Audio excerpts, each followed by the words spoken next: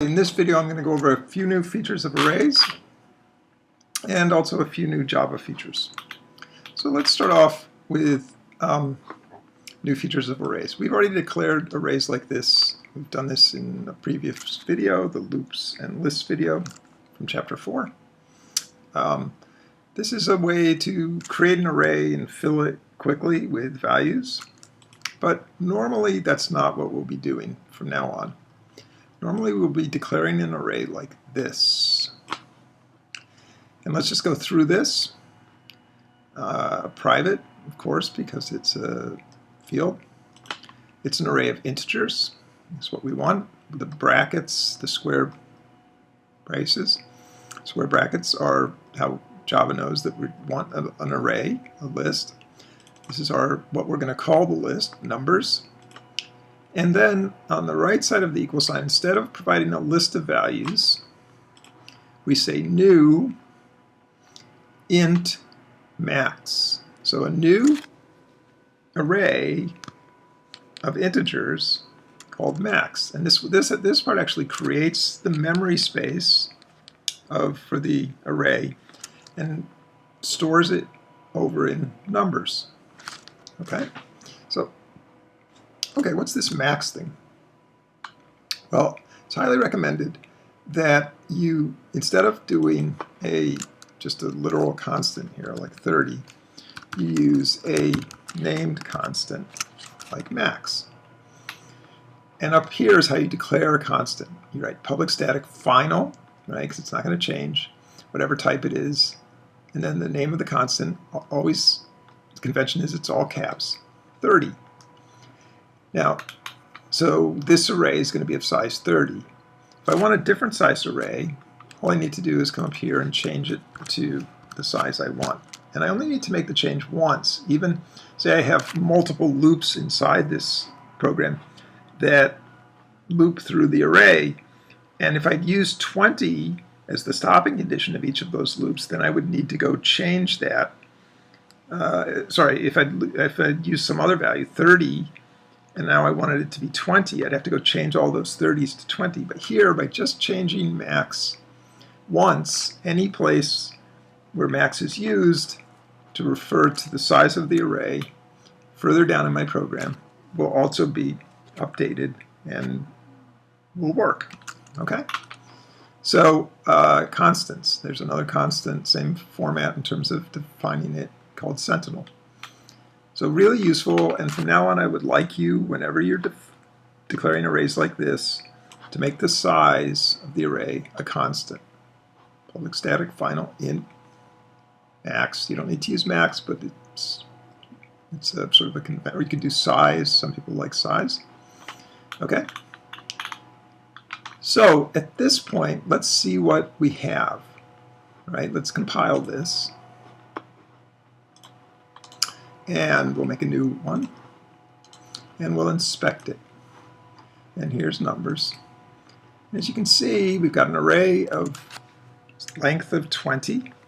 That's that field that we can access, that public field that gives us the length of the array.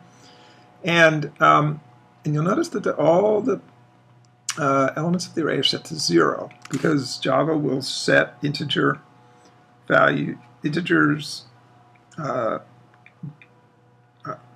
components of the array to 0 automatically.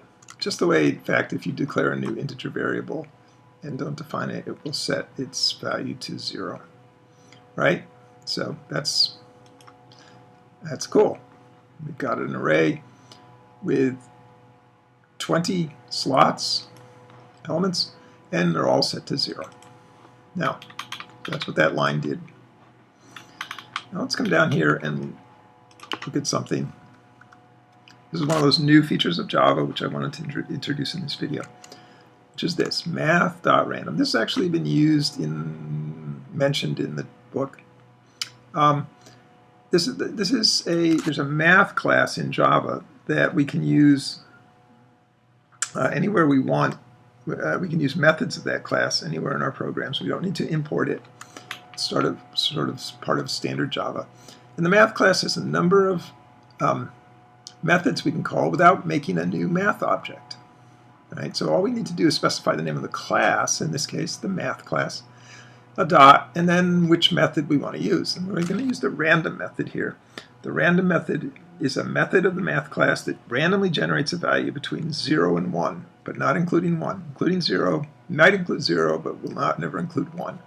Okay? So let's just run this and see what that does. Okay, so there is a number between 0 and 1. It's a double. And if we did this multiple times, let's make another one, we'd get another value, right? Because each time we make a new object of the arrays type, this line is part of the constructor, and there's the constructor of arrays, so this line is being run, and it's math.random is creating a new random value between 0 and 1, and we're printing it. Okay, cool. Now, we're going to use this to fill up that array that we created right here, the numbers array. All right. So I've commented out a bunch of lines here. I'm going to uncomment them. I select the lines, I do edit, uncomment. Hold on just a second. Shut the door here. And, okay. So I've uncommented those lines. So let's just take a look at what's going on here. Okay, we have a for loop which goes from 0 up to max. Here's that case of why using the constant is useful, right? By changing the size to 20 up here, let's change it to 10, right? That changes it not only here where I declare it, it changes it here where I'm printing it, which is exactly what I want. So that's why constants are so useful. So now, here's math.random as part of this expression. That's going to generate a number between 0 and 1. I'm going to multiply that by 25, right? So that's actually going to give me a number between 0 and 25, not including 25. Then I'm going to add 75 to it. And so that's going to actually give me numbers between 75 and 100, not including 100. Now, but that's going to be a double, a real number with decimal points. But what I want to do is take that real number, and I put parentheses around this to make sure that that real number is calculated before, the parentheses will force this to be done, as they always do, before I use what's known as a cast. And this is how you can turn a double into an integer in Java. You write int inside of parentheses like this before the value that you want to be cast into an integer value. And this will turn whatever that double value is into an integer value. So and then the next line will actually print the position, LCV, right, getting from the loop, value of LCV.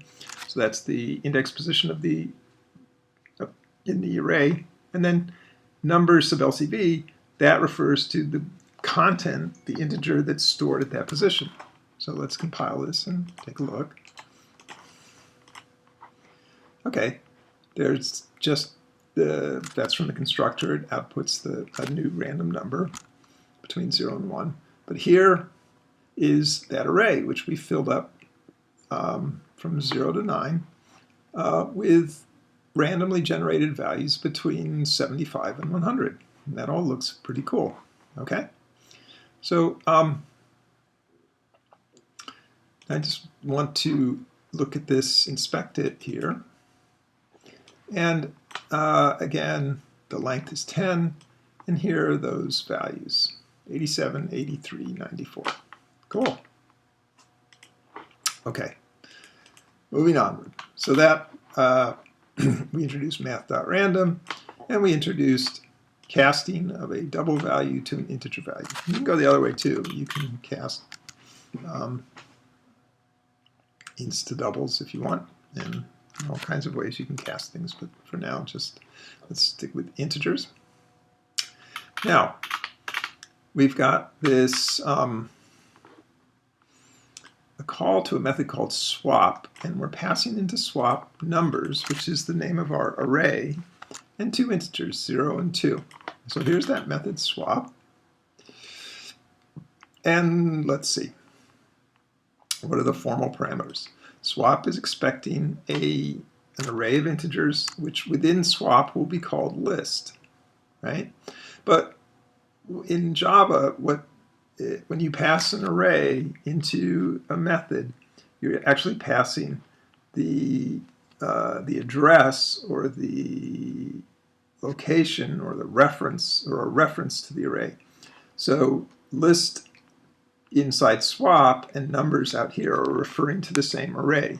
Important point is any changes you make to list in here, because list is referring to the same array as numbers, any changes you make to list are really making changes to numbers too, because they're both referring to the same actual memory location where the array is stored. Okay? The 0 goes into position 1, the 2 goes into position 2. Right? So the purpose of this method is to swap the values at those two positions. And the way we have to do this is we move what's at one position, in this case position 1, out into a temporary variable. Why?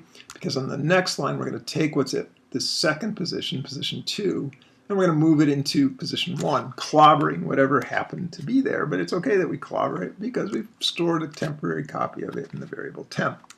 Now we take that temporary copy and we move it back into list subpos 2. Okay? Cool. So we've swapped those two positions. And because this is 0 and 2, we're swapping what's at the 0 position in the array and what's at the 2 position. All right? So let's again, let's make a new one. And here it says position 0 holds 83 and position 2 holds 99. Now these values were printed before we called swap.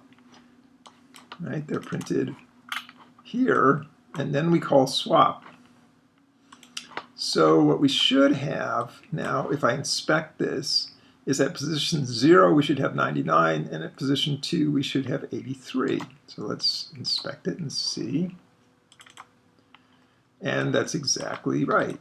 Right? We've taken what is at position 2, the 99, and we've swapped it with what was at position 0, the 83. So 99 moved to the 0 position, 83 moved to the 2 position. So swapping values in an array is something that we do a lot of. So you're going to, most of the programs where you're working with arrays, you're going to have a swap method that looks just like this. In fact, you can copy this one or use this one for the programs that you have to do this week. Okay?